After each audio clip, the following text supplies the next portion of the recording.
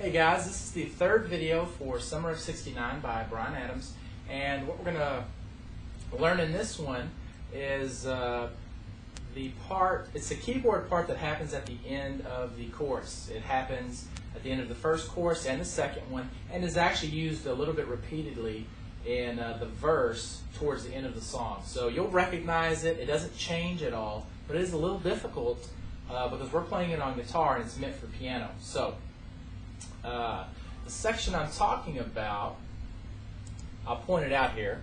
Not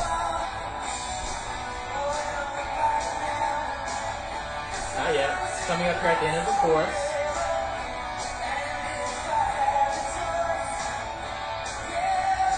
This is the chorus. And it's right here.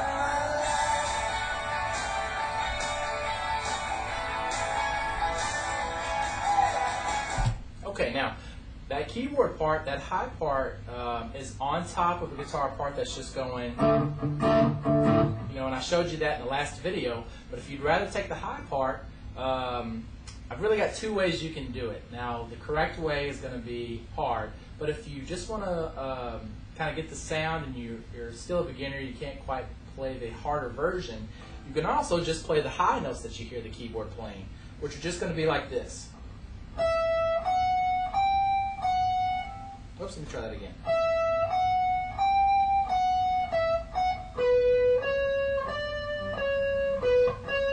Okay, now at the end of the first chorus, you just play that once.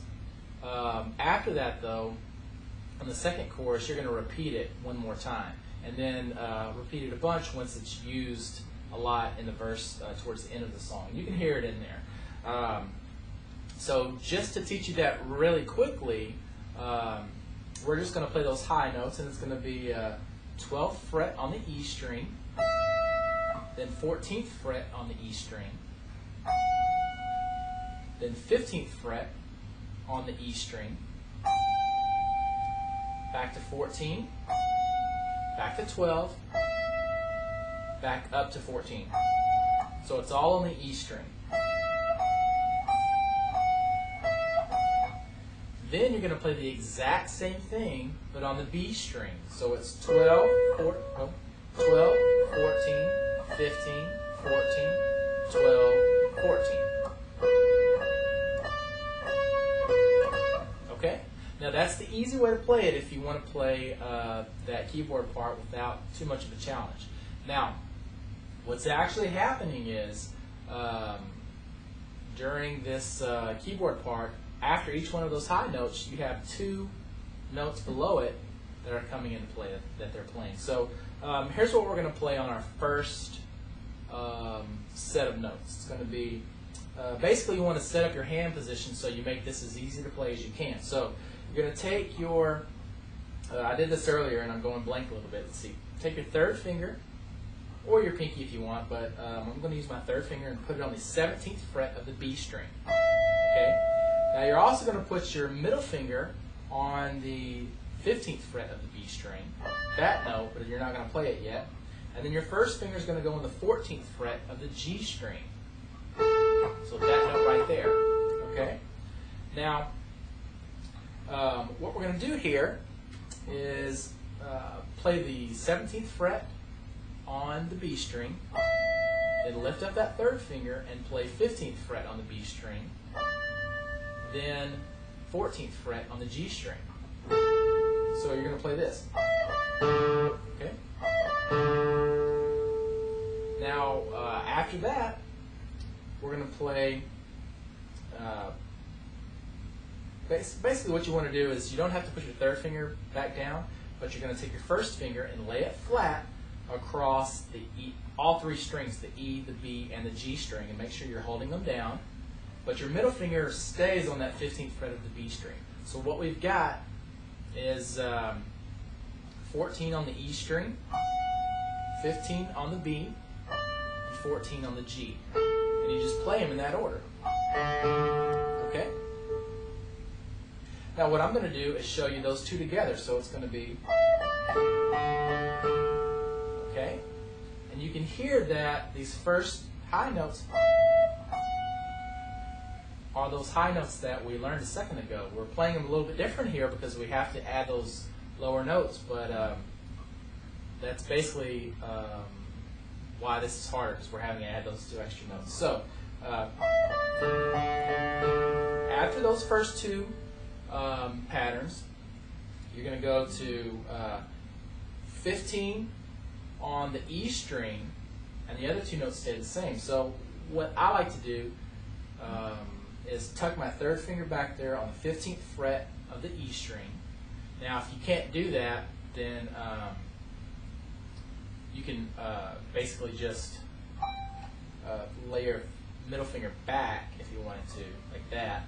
But I find it easier just to put my 3rd finger on the 15th fret of the E string, and then my other 2 notes stay the same. So, okay, so like E string, B string, G string. Okay, so putting them together is going to be.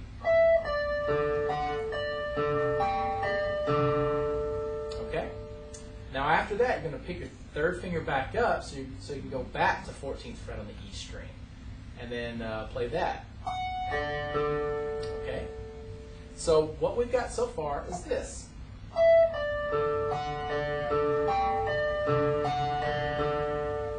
All right.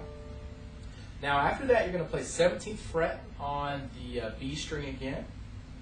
And then you're going to go, instead of playing 2 notes after it, you're just going to play 1. So it's 17 on the B, and then 14 on the G. Okay, so, and then 14 on the E string, and then 14 on the G. So, okay. Now, that was one time through that high part. We're halfway through it, basically. And putting it together is going to be like this.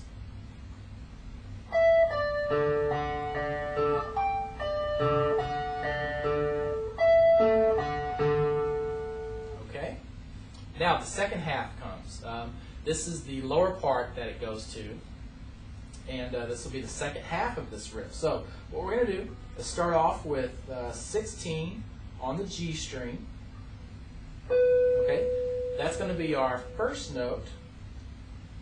And you'll recognize these notes as the notes that I played on the B string when I played the easy part. Okay, when I showed you how you could play it easier. These are the notes for that section. So, again, it's 16 on the G string with your 3rd finger. Also, take your 1st finger and let it flatten across the G and the D string in the 14th fret. So those notes would be, okay? And what we're going to do is start off with the 16th fret on the G string, and pick that finger up and play 14 on the G, and then 14 on the D. Okay? So, now what we do is let our 1st finger flatten all the way across the D, the G, like it was before, but also the B string now. And that's the note we're going to play now. So B on the 14th, then G on the 14th, then D. D string on the 14th. So, okay. So putting those together is. All right.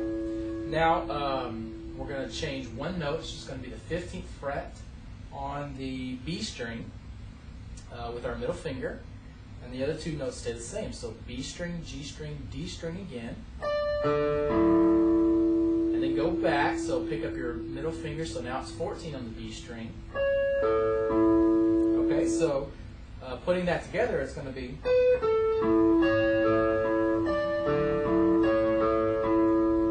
Alright, one more time.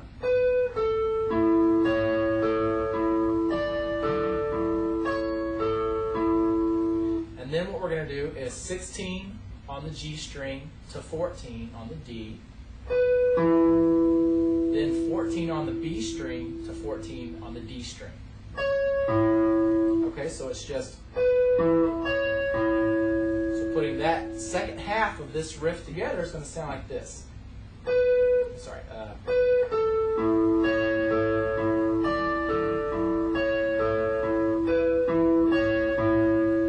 Okay, and that completes the riff. Now, that's all you would play if it's the end of the first chorus.